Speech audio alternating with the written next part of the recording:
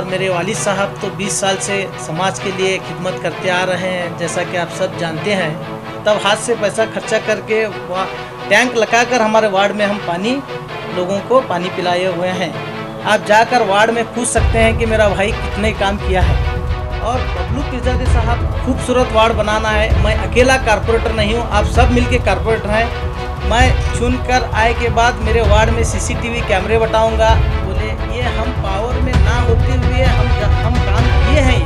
जैसा कि डॉक्टर मकबूल बागवान साहब चुनकर आए थे इलेक्शन में, कांग्रेस लाने के लिए हमें टिकट दिया गया, तो इस बार इंशाअल्लाह हम ज़रूर हमारे वार्ड में कांग्रेस का झंडा लहराएंगे और कांग्रेस को चुनकर लाएंगे। वरना आज़ाद उम्मीदवार हैं जी जी, इलेक्शन तो करना है जी। बाकी अल्लाह ताला की मर्जी। वार्ड नंबर 25 मेरा घर है जी। अपील करने की वहाँ ज़रूरत नहीं है।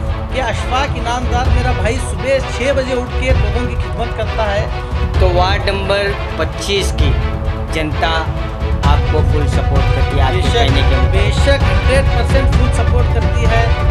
बीजापुर महानगर पालिका का चुनावी दंगल देखना ना भूलें कल रात 8 बजे आपके अपने बी न्यूज़ नेशन चैनल पर चुनावी दंगल।